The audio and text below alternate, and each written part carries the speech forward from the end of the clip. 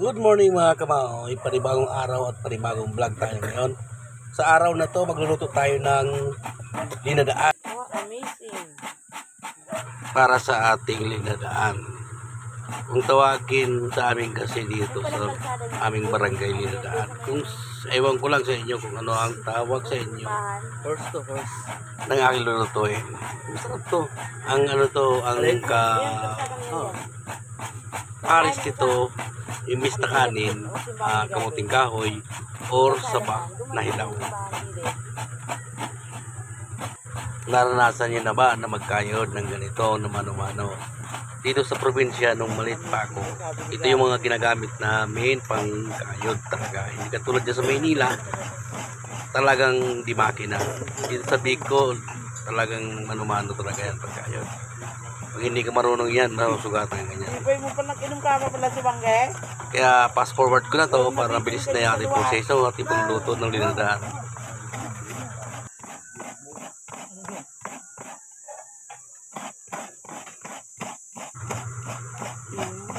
At dyan sa part na yan, ako'y gagawa ng lutuan di kahoy kasi doon sa loob mayroon kasi doon sinaing. Hindi na makapag-antay, kaya dito na ako gagawa sa labas ng lutuan. Another lutuan na di kahoy.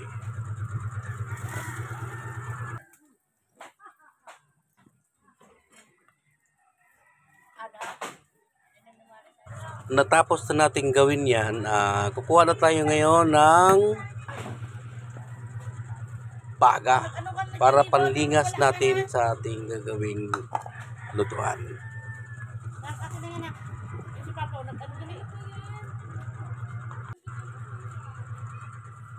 Yan, kumukuha ako ng ng mga kahoy, ilalagay natin yan. Yan, ito mga pang bulinggit na makulit. Kaso nakatalikod tayo, kaya hindi natin makita yung ating pagsalansa ng kahoy. Yan, para kita na. Ito na yung gata, ilalagay natin. Yan, lalagay natin yung gata. Kailangan talaga natin haluin yan yung gata para hindi siya lumabnaw. Para hanggang sa pagkulo niya, malapot pa rin siya. Hindi siya yung lalabnaw. Kaya kailangan talaga yan laging hinahalo. Ayan kailangan. Yan, halo tayo ng halo. Because may kas natin yan para hindi siya lumabnaw.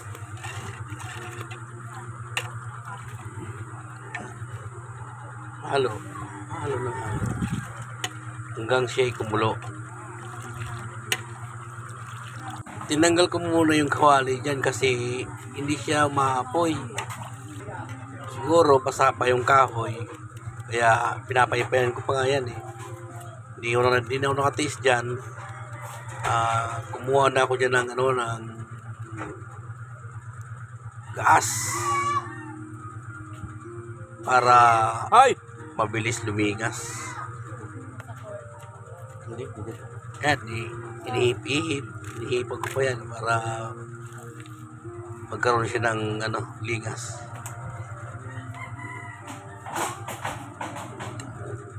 Nasunog mukha ako dyan. Yan, ibinalik ko na ulit yung kawali. Halo-haluin ulit. Ating halo-haluin ulit para hindi lumabnaw ang ating gata. Halo-halo again.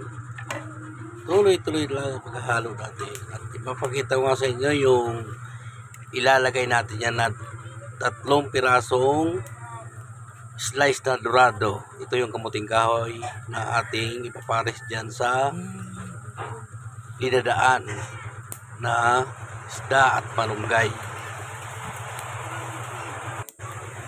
Ito ang sili na ating ilalagay dyan. Ang liliit na sili yan. Ito talaga yung labo yung sili. Yan, ating ilalagay na yung ating dinurog-durog na sili para mas lalo siyang manghang. Habang siya ay naluluto, aanghang siya ng aanghang. Halo, pikos-mekos, malapit na siyang gumulo. At ito na nga ating inaantay. Lagay na natin yung 3 pirasong Ah, slice na dorado. Kasi kailangan natin kasing lagyan ng isda yan para kumano yung lasa niya.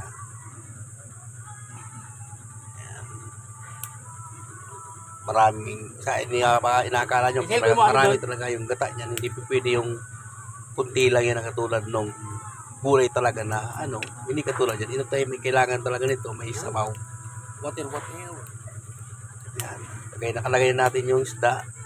Antayin natin yan na maluto yung isda. Saka natin nilalagay yung malunggay. Maluto na yung ating pinadaan. Hindi ko na sa inyo pinakita yung kabuuhan ng paglagay ng malunggay kasi nalubat po yung cellphone.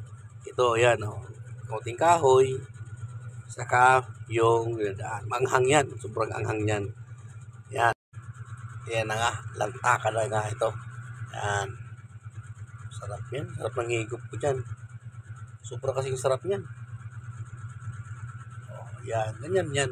Nihigop yung gata. Kaya siya sumasabaw. Masarap siya kapares talaga ng kamuting kahoy or saba. Tara guys. Kain tayo dyan guys.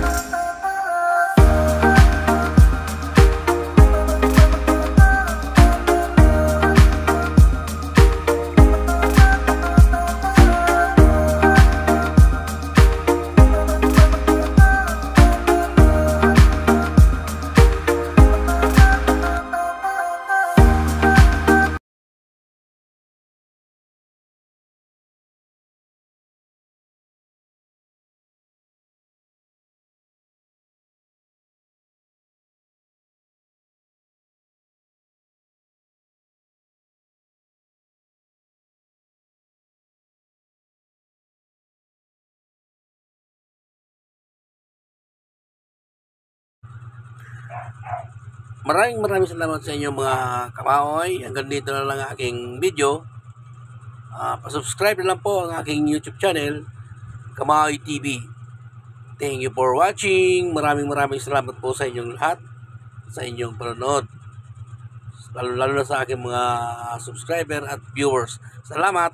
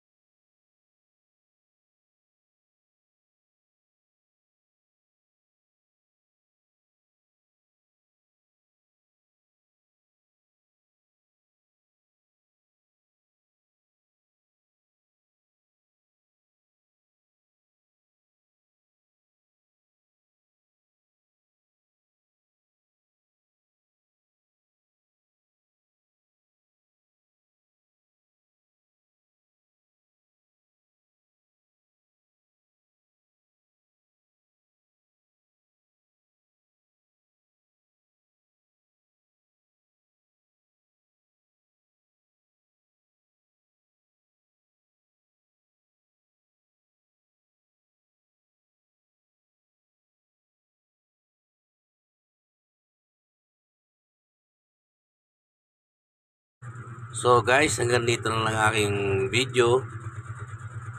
Sana kung nagustuhan nyo ang aking video, subscribe naman po para tumas naman aking subscriber. Maraming salamat po sa inyo lahat sa panonood. Sa mga viewers ko dyan, maraming salamat sa inyo lahat. Mga subscriber. Salamat po.